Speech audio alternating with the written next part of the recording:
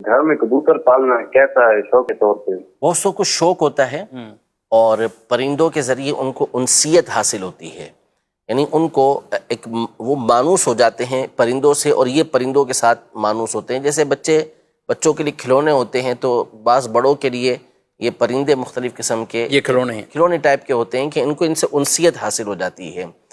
तो उलमा ने इसकी इजाज़त तो दी है, ठीक है, कि ख़ुद नबी पाक सल्लल्लाहु तआला अलैहि वसल्लम हज़रत अनस रज़ी अल्लाह तआला अन्हु के भाई जिनका नाम बाज़ रिवायतों के मुताबिक अब्दुल्ला है, और तो उनके पास जाया करते थे, वो छोटे से थे। उन्होंने एक चिड़िया पाली हुई थी, नुगैर चिड़िया या अबाबील, छोटा सा एक परिंदा है, तो उसको पाला हुआ था। तो वो मर गई वो चिड़िया। तो नबी पाक सल्लल्लाहु अलैहि वसल्लम ने उनसे फरमाया कि या अबा उमैर, ए अबू उमैर, तुम्हारी चिड़िया का क्या हुआ? तो उलमा ने बाज़ उलमा ने इस हदीस के तहत 400 फ़ायदे लिखे। अल्लाह, इस हदीस से 400 बातें इन्होंने बाकायदा किताबें लिखी उलमा ने।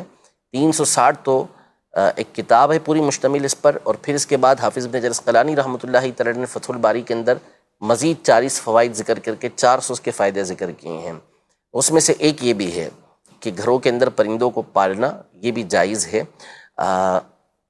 लेकिन ज़ाहिर है कि इसके कुछ ज़वाबित हैं कि किस सूरत में आप ये परिंदे पाल सकते हैं। एक तो ये कि वो परिंदा जिसको आप पाल रहे हैं उसका भरपूर ख्याल रखना है, खाने पीने का, क्योंकि ज़ाहिर है कि वो परिंदा आपसे गुफ्तगू तो करेगा नहीं, वो खाना मांगेगा नहीं, तो आपको बार बार उसे खाना पेश करना, और ये बड़ा मुश्किल मरहला होता है, ये आसान काम नहीं होता कि बार बार उनको खाना पीना पेश करना, क्योंकि उनकी कोई रूटीन तो ऐसी होती नहीं है कि नाश्ता करेंगे तो दोपहर का खाना और रात का खाना खाएंगे। वो तो ज़ाहिर है कि जानवर है, उसका काम ही खाना पीना है। एक तो ये, दूसरा ये कि फिर जो कबूतर बिलखुसूस है, जिसको कबूतर बाजी कहते हैं, इसमें जिस तरह की खुराफात और बाज़ औक़ात हराम काम हमारे यहाँ हो रहे होते हैं, उसकी बुनियाद पर तो किसी सूरत भी इस तरह कबूतर पालने की इजाज़त ही नहीं है।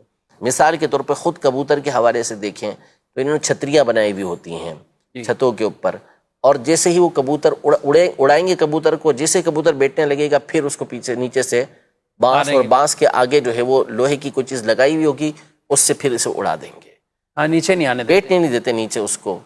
तो ख़ुद अपने ऊपर कर लें आप क़ियास कि अगर आपके साथ इस तरह का मामला हो कि कोई जो है वो जालिम आपको खूब भगाए और जहाँ बैठने लगे पीछे से आपको थप्पड़ लगा के खड़े हो जाओ, तो फिर क्या करेंगे? तो ज़रा आप उस कैफियत के ऊपर गौर करें जो उस बेज़बान परिंदे के साथ आप कर रहे हैं। फिर इसके बाद करेंगे क्या कि पूरा गोल उड़ाते हैं, और वो अपना गोल उड़ाएगा, दूसरा ये अपना गोल उड़ाएंगे, और दोनों मिलेंगे आपस में। अब बाज़ औक़ात उसका कबूतर यहाँ ये वाले कबूतर लेकर आ जाएंगे, या इसका कबूतर वो लेकर चला जाएगा, तो यूं एक दूसरे के कबूतरों के ऊपर भी कब्ज़ा कर लेते हैं। ये ज़ालिमाना काम है और गसब है, और ये हराम है जो इनके पास दूसरे का परिंदा ये आया है। फिर इसके बाद बाज़ औक़ात कंकरियाँ मारते हैं, पत्थर, तो किसी के घर पे जाके लग जाए, शीशा टूट जाए, ऐसे वाक़यात भी होते हैं। फिर आम तौर पे ये जो काम होते हैं ये उन इलाक़ों के अंदर होते हैं कि जहाँ यूँ कह लें कि जो मुतवस्सित किस्म के लोग रहते हैं। अमीर लोगों के आम तौर पे ये चोंचले नहीं होते, उनके दूसरे ही काम होते हैं। तो ये मुतवस्सित तबका आम तौर पे इस तरह का काम कर रहा होता है, तो इनके घरों की छतें आम तौर पे ऐसी होती हैं कि बराबर में दूसरा घर नज़र आ रहा होता है, सही घर खुला हुआ होता है। तो बसा औक़ात के ऊपर चढ़ते हैं तो फिर बद नज़री भी इसके अंदर हो रही होती है, बेपर्दगी भी इसके अंदर हो रही होती है।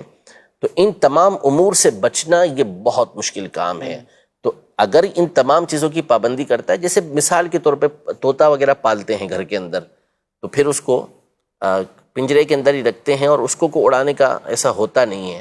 तो इस अंदाज में अगर कबूतर पालते हैं, बड़ा पिंजरा उसका बनाया हुआ है और उससे दिल बहलाते हैं, तो इसमें फिर कोई हर्ज नहीं होगा।